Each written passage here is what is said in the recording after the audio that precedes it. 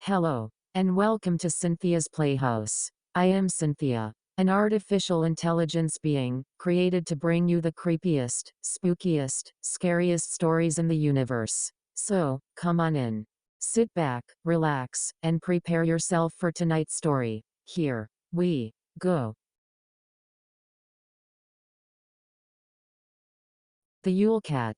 Written by user Erutious. They say it's a legend. Just a story we tell to scare children, but I'm here to tell you not to believe a word of it. You would do well to beware of the Yule Cat, no matter what they say. My cousins and I grew up in the Icelandic countryside, and spent most of our lives within a stone's throw of our birthplace.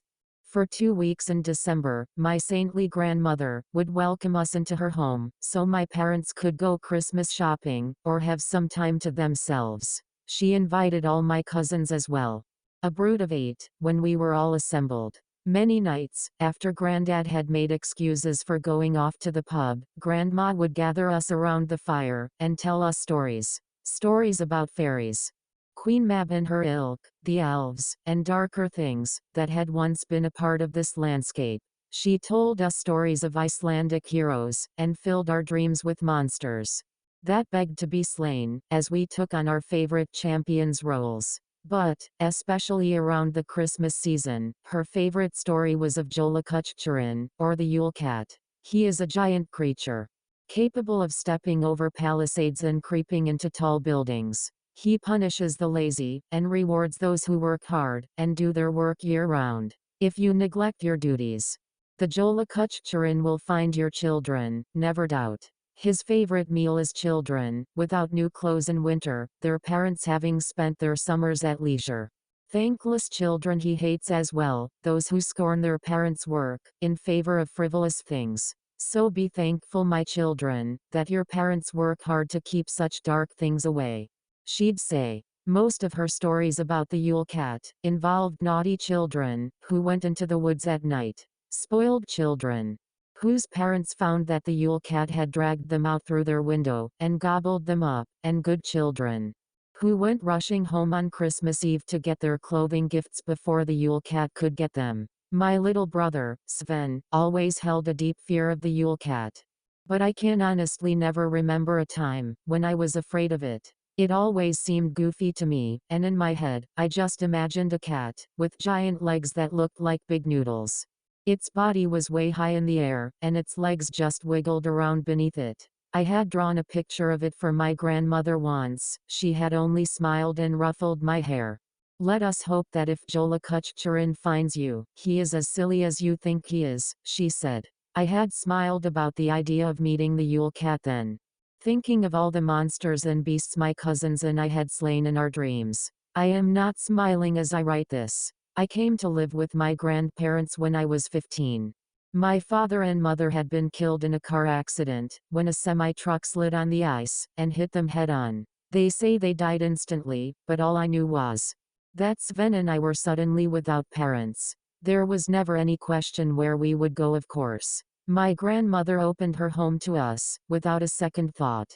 With Grandpa 3 years in his grave, she said it would be nice to have some company. I lived with her until I was 23, attending university, and getting my degree, so I could begin a career in architecture, and then taking up residence in my parents' old home, so I could maintain the family homestead. The house was on my grandparents' land, so it wasn't as though we had never been back. Sven didn't like to go back to our old home, claiming there were too many memories there, and my grandmother sheltered him quite a bit.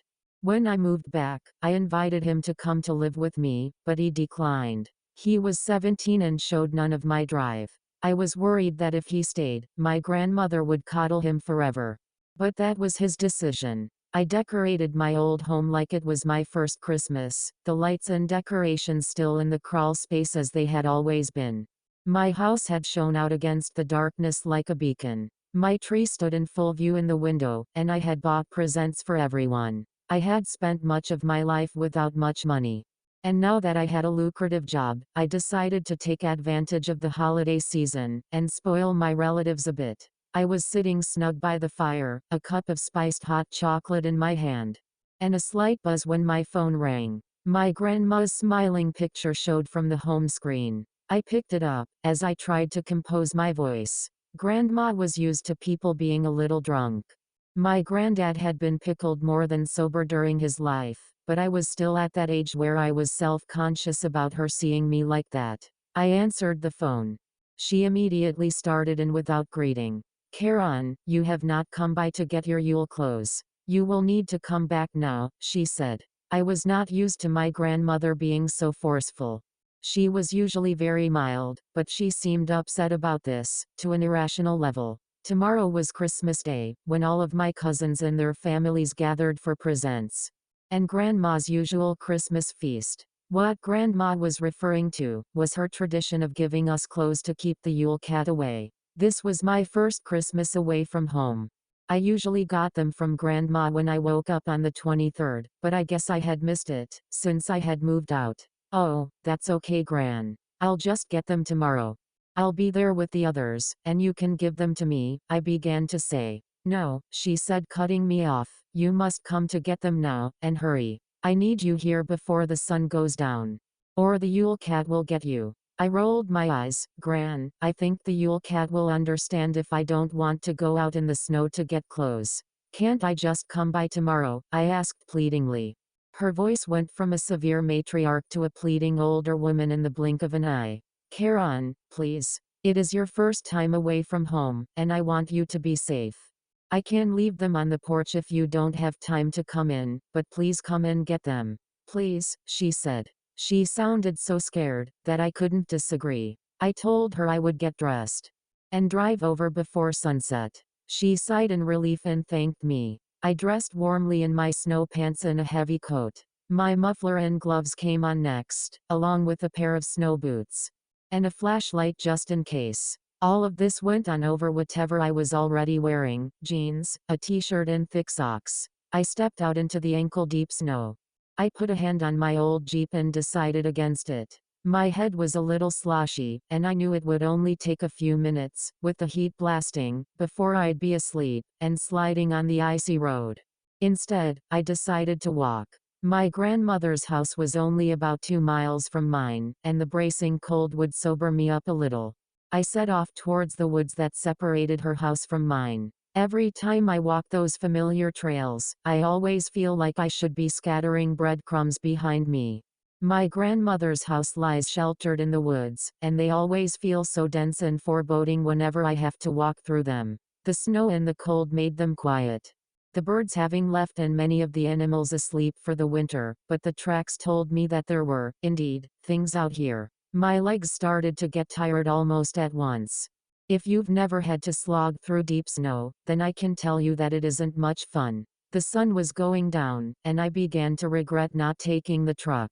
I could hear the snow making the trees crack and sag. Now and again, there was a scurry of movement from some small creatures. Other than the occasional noise, it was as though I had the forest to myself, and my loud footsteps made me feel like the last person on earth.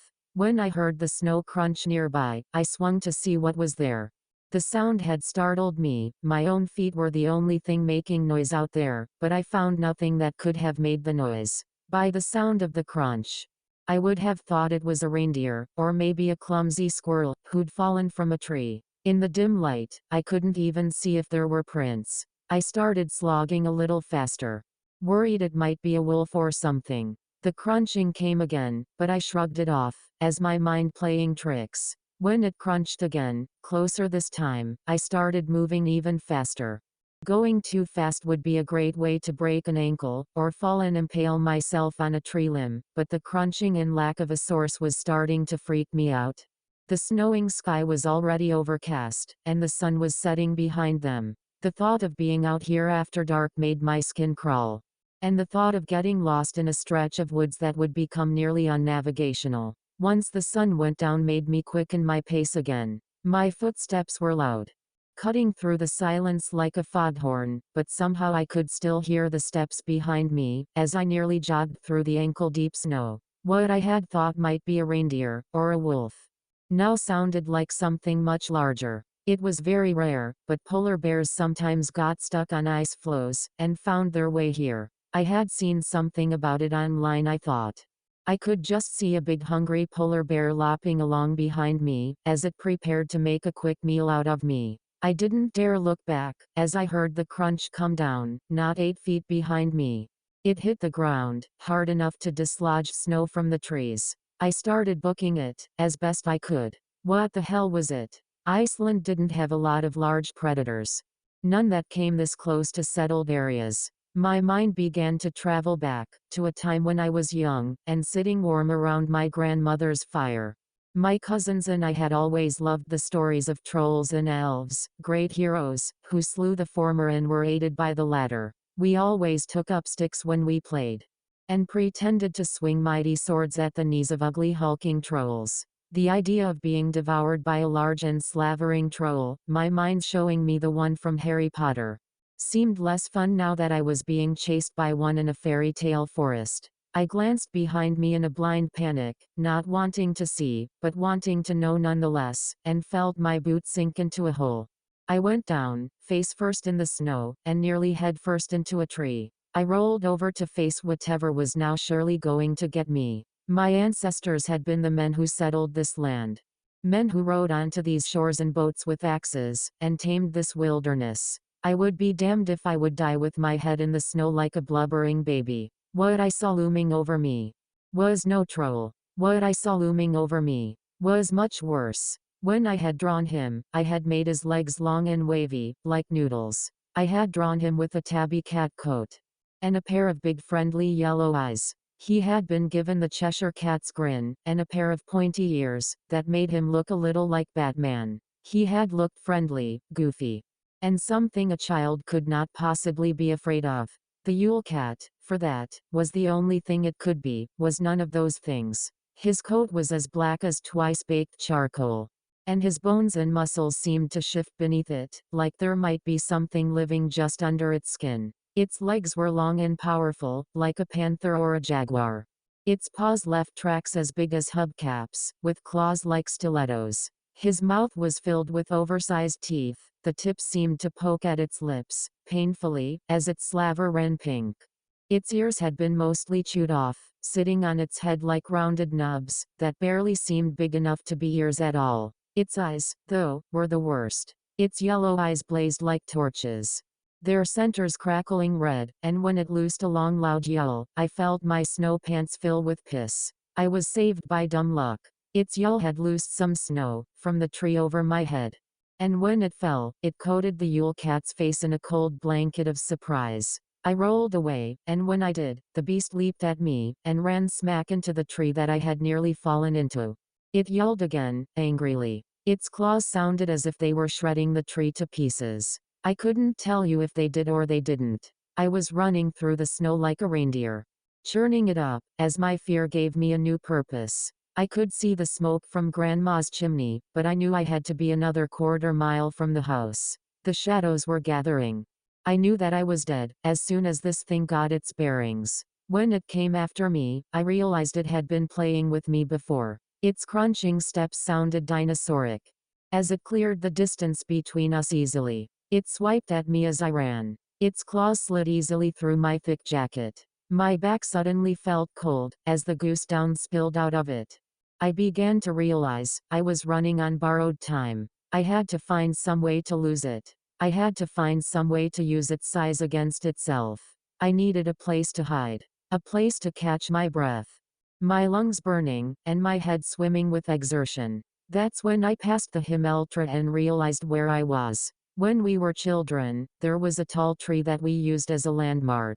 We called it the Himeltra, the sky tree, because it always seemed like it soared up into the clouds. My older cousins and I had hiked to the tree once, nearly a quarter-mile into the woods, and found that the tree lived up to its name. It was massive, 60 feet of wood like iron, and beneath it was a series of roots that looked like a cage. The soil had pulled away from them, and as kids, we would crawl beneath the tree and camp in relative comfort. The spot was large for children but would be snug for me. I was hoping that it would be too snug for this hellcat as well. I booked it, running flat out, as the tree soared up to greet me. I jumped over a sprawl of fallen trees, something I remembered from childhood, and prayed that maybe the cat wouldn't be so lucky. When I heard him hiss and stumble a moment later, I knew that luck was with me. I didn't look to see how badly he had spilled. I fell on my belly, and prayed I had the angle right. As I slid between the roots of the huge tree, I thumped my shoulder, the tough roots hurting as I hit them, but I made it mostly under. As the cat scrambled after me, I winced. As its claws caught my leg, ripping through the snow pants and the jeans, to sink into meat. I shook him off, before he could pull me out, and was soon snug beneath the wooden canopy of the huge old tree. The underside was just as I remembered it. It was damp from snow run, but the frozen snow had mostly covered it. So I was left in a crystalline world domed by white. The cat screamed in agony, shooting a paw between the roots and searching for me in frustration. I huddled against the side of the tree, not wanting to be found by those furtive claws, and stayed as still and quiet as I could. The scrambling went on for what seemed like hours, until finally, the cat removed its sooty paw. I heard it crunching off into the forest. I stayed still, fearing some trick, but it went right on moving, until its heavy footsteps were only slight crunches in the distance. I stayed put though, blowing on my hands, as my wet pants and bleeding leg began to make me shiver. I would freeze to death out here, if I stayed too long, but I was afraid that the Yule Cat might double back and wait for me to leave. I shivered for as long as I could, feeling the temperature drop, as the sun crept closer down. Finally, I decided I'd rather be eaten than freeze to death. I crawled out. And when I wasn't immediately set upon, I started stumbling towards my grandmother's house. She was waiting in the doorway for me, a mug of spice cider in her hand, and a concerned grimace for my many injuries. "He found you out there, didn't he?" she said. It wasn't a question, but I nodded anyway. "I've been sitting by the fire, letting her feed me and nurse me for the last few hours." She bandaged my leg, and took my shredded clothes away. She set a plate of food in front of me, and when I finished the spiced cider, she brought me tea, and told me to rest. Before she went back to her room to sleep, she dropped a package in my lap. It was a new sheepskin coat, lovely to see, and soft to touch. I couldn't imagine what it had cost her, though I knew what it had almost cost me. "He won't bother you now," she said, and made her way to bed, as I sat convulsing by the fire. "So, heed your elders, when they tell you the old stories. I was lucky, but you can't always count on luck. The Yule Cat still lurks in the hills and woods, searching for those he deems ungrateful and underdressed. Don't take the clothes you get for Christmas so lightly, because they could save your life, if you ever find yourself in the sights of the Yule Cat."